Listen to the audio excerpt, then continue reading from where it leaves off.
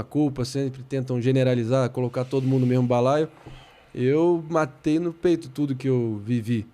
E, querendo ou não, o meu dissenso no programa virou quase que a força gravitacional do programa no último ano. Porque o programa ganhou um contorno politizado. E esse é o fato, querendo ou não.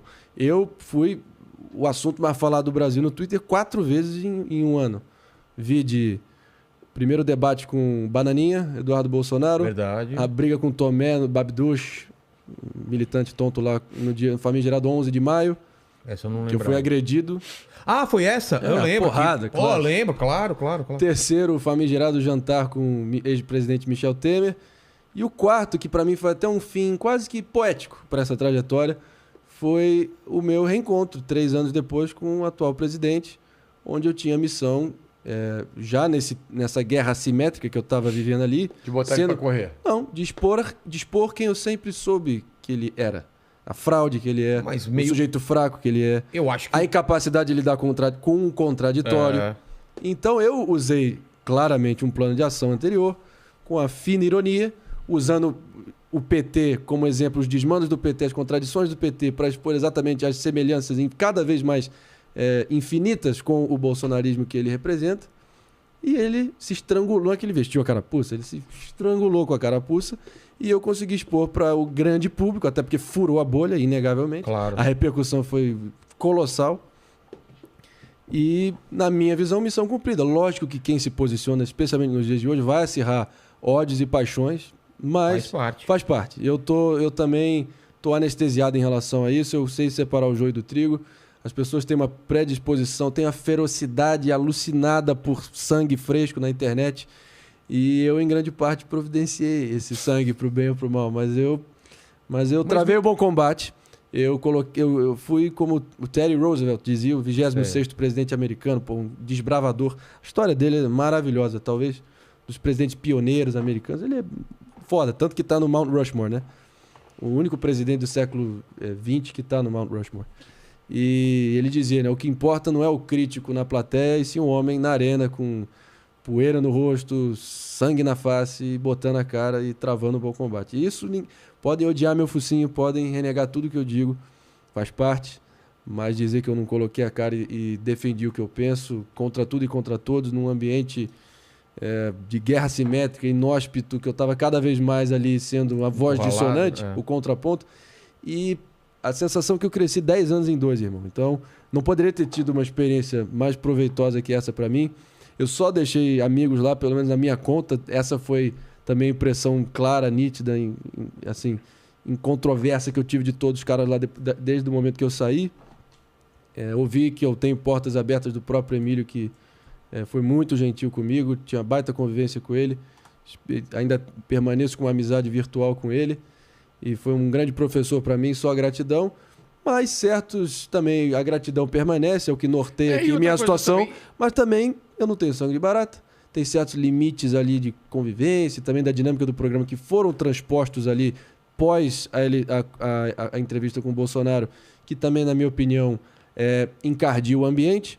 Eu olhei em volta, fiz o exame de consciência, ouvi quem mais ama no mundo, amigos, conselheiros, pais, que são pais que, graças a Deus, não é... A gente tem relação, obviamente, a deferência, a hierarquia, o respeito, mas a gente fala de igual para igual, cumplicidade total. E se o lema da vez é só briga com quem está em cima e não se deixe atingir pelo que vem de baixo, eu olhei em volta ali e falei, dos últimos 36 convidados desde setembro de cunho político, 33 foram bolsonaristas. Eu ouvi de vários deles que iam lá com o intuito expresso de tentar lacrar e lucrar as minhas custas. Eu ouvi de vários deles no intervalo que eles iam lá com só essa intenção.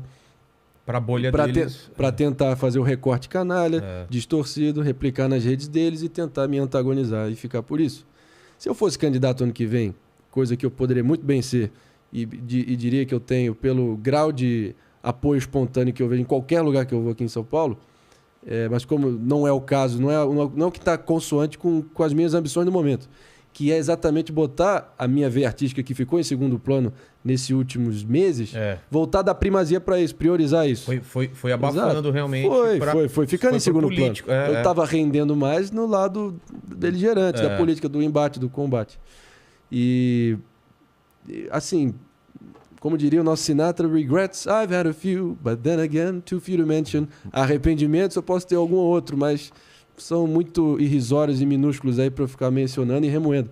Mas é a sensação, cara, como eu disse... De missão cumprida, Missão cumprida, eu olhei em volta e eu falei, cara, olhando para o ano que vem, esses caras que já estão aqui, pô, viraram sócios do programa e da emissora, vão vir com cada vez maior frequência. E eles vão estar lutando pela sobrevivência política deles ano que vem. Então, assim, o que vai estar em jogo vai estar... O sarrafo vai estar mais em cima, as expectativas vão estar mais em cima, o que está em jogo vai ser cada vez mais decisivo e definitivo, né? Então, eu não quero ficar de galo de rinha aqui, porque se eu fosse candidato, eu triplicava a aposta e ficava nessa briga porque até você ganharia, a véspera. Você ganharia, claro, exato, com isso. E aí, esse foi um tema também, que na dinâmica do programa faz parte. Você é candidato, vai sair candidato. Exato, estavam me rotulando ali com coisas, e aí eu brincava, até o planeta Surita, um asteroide à deriva. Aí os movimentos políticos dele, por consequência, eu que tinha que justificá-los. Ele tem minha lealdade incondicional, até debaixo d'água, mato e morro por ele. Mas isso até é um tema assim, que foi uma constante na nossa relação no último ano. De separar, a tal da associação hereditária, né? Qualquer movimento dele, eu tenho que justificar. E você prova, né, pai, que eu assim, como eu disse, eu enquanto observador político, nasci mais na internet, dentro dessa a nova direita, liberal conservadora, esses vários movimentos díspares aí que surgiram. Você é um cara mais da velha guarda, eu talvez seja... E você é um cara que tem todo esse perfil mais senior, já, nunca de fato exerceu a política formalmente, mas sempre dialogou de igual para igual, nos salões do poder. Então sabe como a banda toca, um cara mais experimentado, e eu talvez ainda mais idealista e cresci, talvez o meu início também foi quando eu estudava, quando eu comecei a acompanhar a política para valer no detalhe ali, começar a me informar, a estudar assiduamente, foi na eleição de 2012 nos Estados Unidos. E eu lembro de ter ido com um tio americano meu, ele foi dirigindo o carro dele rumo a um soccer camp, né? Uma gincana não, meio que como se fosse uma colônia de futebol que você passa um mês treinando durante as férias, em Sarasota, na Flórida. E aí a gente fez o trajeto Miami-Sarasota, 3 horas e meia, e foi a primeira vez que eu ouvi o talk radio americano, que é majoritariamente conservador, o grande Rush Limbaugh, aquela voz de ouro, e ele morreu recentemente. Ele era um bastião do conservadorismo moderno americano, do conservadorismo popular, raiz, né? E aqui eu comecei a me identificar com aquele ideário, né? Lógico que com o passar do tempo eu também fiquei cada vez menos um cara ideológico nem doutrinário, tá? Você vai aprendendo, vivendo e aprendendo, e hoje em dia a minha linha é muito mais consoante com o próprio Nando Moura, com Danilo Gentili, de que político é empregado, mais pragmático. Eu sou como Ariano Suassuna diz, foi a melhor definição e que para mim expressa perfeitamente a minha visão de mundo hoje, que o otimista é um tolo, o pessimista é um chato. Bom mesmo é ser um realista esperançoso. É isso que eu sou. É verdade. Eu não vou esmorecer diante das dificuldades aí que o Brasil apresenta, problemas crônicos, esse clima horroroso que está reduzindo o debate a isso. Vem, né? Vai piorar sem dúvida, mas para o mal triunfar basta a omissão dos bons. Eu não estou falando que eu estou num patamar moral elevado, mas eu sinto que... Você tem o seu papel, né? Eu olho em volta, você é a somatória das pessoas em volta de você. Eu nunca tive tanta clareza moral, tanta segurança e confiança de que houve uma depuração traumática necessária, mas que agora está bem delimitado o tabuleiro e que sabe quem é quem que está nesse jogado. Quem é quem, qual é a trajetória, quais são as pretensões. Eu acho que já não tem mais espaço para ficar...